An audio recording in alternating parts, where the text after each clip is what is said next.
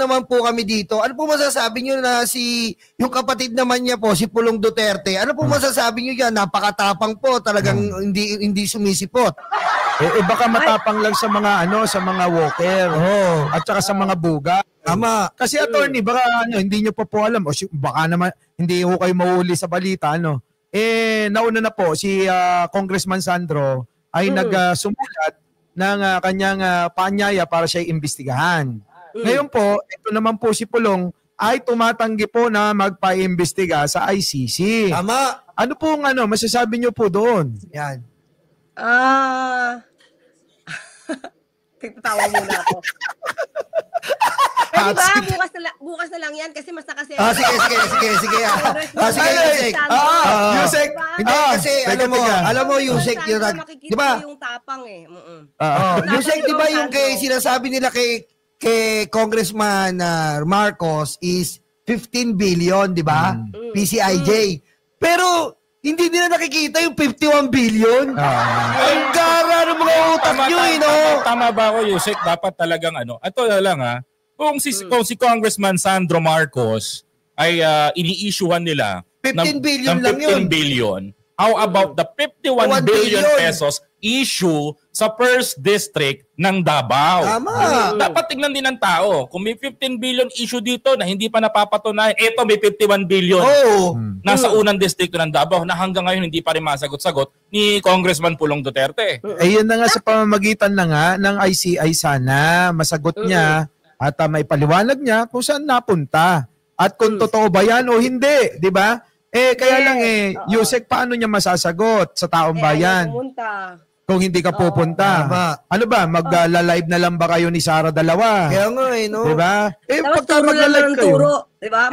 Magtuturo sila na magtuturo. Pero sasabihin ko ano yung allegations sa kanila. Yun, di ba? Kasi ganito, although pakinggan muna natin si Kong Sandro kung ano yung, kasi ipapakita naman yata yung kanyang statement, no? Nag-allow siya, sabi niya, pumayag siya, yung statement na binigay niya ay ipapakita sa media. Umokay siya doon. Siguro dapat tignan muna natin kung ano yung sagot ni Kong Sandro. Kasi, ang nadidinig ko dito, pero syempre malaman natin mismo kay Kong Sandro, hindi lahat ng mga proyekto na nandiyan ay mismong mga congressman ang proponent. Parang ang naglagay dyan. Hindi, not in particular sa sa lugar ni Kong Sandro. May mga lugar dyan na ang naglagay mismo DPWH. So, dapat malaman natin kung talagang si Congressman Sandro ba ang proponent yan o DPWH ang naglagay dyan using the Cathy Cabral formula. Actually, totoo yan. BBM formula There's BBM formula because that formula is only known to Cathy Cabral. So, it's Cathy Cabral formula. So, alamin natin kung ano yung Cathy Cabral formula na yan. Hindi, totoo yung sinabi ni Yusek, malinaw po yun. Kung susundan nyo po, kung nanonood po kayo ng Blue Ribbon, makikita nyo po yung hinighlights ni Senator Lacson at Senator Tito Sen na nag-offer si Yusek Cabral kay Tito Soto. Yun po yun. Maaari po na yun po ang nangyari. Kasi totoosin lang po, yung pork barrel, binigay na pera po yan sa congressman. Yun ang pork barrel. Maling-mali po yung logic Hindi po itong pork barrel. Kasi ito po ay project. Kasi ang pork barrel, pera po yun. Alam mo, Nyolo, isa lang naman nakikita ko dyan. Yusek Claire, Boss Mike, no? Gusto talaga nila i-character assassinate si Congressman Marcos para mapatagos sa Malacanang, sa palasyo, yung issue na may korupsyon. Kasi ang sabi nga ni Presidente, hindi naman tatagos dito sa Malacanang yung mga korupsyon na yan. Talagang tina-target talaga na i-character assassinate itong anak niya para nang sa ganun, tumagos nga naman. At yun din ang pinapakalat nila ngayon sa loob ng social media. At hindi lang dinidiinto ngayon, ha? At hindi lang si Kong Sandro, maging si First Lady dinadamay nila. First Lady. Pero alam nyo si Yusek Claire, ang hiningi ko 10 minutes lang. Oo nga. Dahil mabising tao ito. Yusek Claire, hindi ka na namin nabalahin. Meron lang kaming tanong na isa.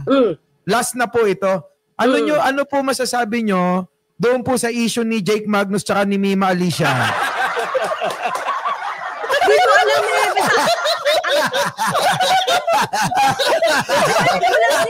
Nag-collab sila isa, di ba? Nag-collab sila. Nag-collab sila sa isang video. Hilig po sila mag-collab. Collab. Yung may mga halik-halikan, Yusek.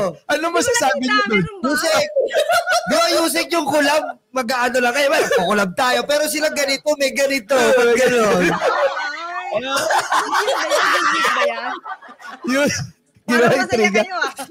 Yusek, thank you. Thank you po, Yusek. Salamat po. See you. See you soon. Claire Castro. Ingat-ingat po pala. See you soon. Bye-bye po. Bye-bye po. Nag-enjoy ako kaya. Nag-enjoy ako kay Yusek. Nangyari na naman tayo kay Leto sa dalawa. Ayan. Okay ba? Okay, patikim pa lang po yan, ha? Patikim pa lang po yan. Patikim pa lang po yan. Pero sa susunod po, hindi namin sasabihin yung araw, pero gugulatin namin uli kayo. Di ba, Boss Mike? Mas maganda kasi. Kaya pinakamaganda, tumuto kayo every Thursday. Itaga nyo na sa kalendaryan tuwing Thursday. Makakasama nyo ang Bengador. Yan. At saka syempre, i-promote na rin natin yung ating bagong-bagong channel. Opo, Bengador. Nandiyan dyan po, no? Sa mga hindi pa po nakapag-subscribe sa ating bagong YouTube channel, meron na po tayong 548 plus subscriber po dyan. In 4 days. Oo, at 548,000 po. Oh my God! Yung simula nung nag-live tayo. Ang bilis. Ang bilis, ano? So, kalahating milyon na mahigit yung ating subscriber sa Bengador channel. Kapugian mo iba talaga Malagkit sa mga matatanda. Uy! Grabe ka naman. Hindi lang to. Pero mabalik tayo sa pinag-uusapan natin.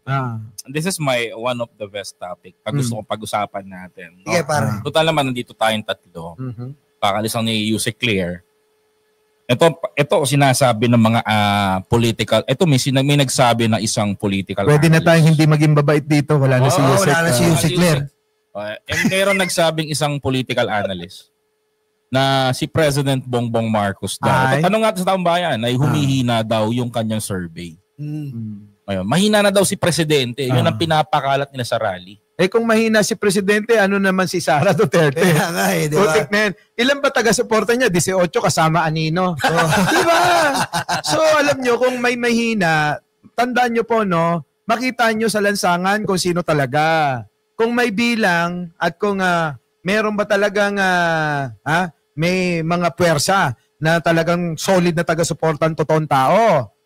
Ito isipin nyo maigi. Nasabi ko na ito Nanawagan itong si Kiko Barsaga sa may Forbes Park. Abay, walang pumunta. Ilan lang sila. Tapos ngayon dito, panawagan nila, ipaglaban at suportahan si Kiko. Sabi, ngayon, nananawagan kayo na suporta si Kiko. Yung panawagan nga niya, pumunta kayo ng Forbes Park, hindi kayo pumunta. Tapos nananawagan kayo sa social media. Diba?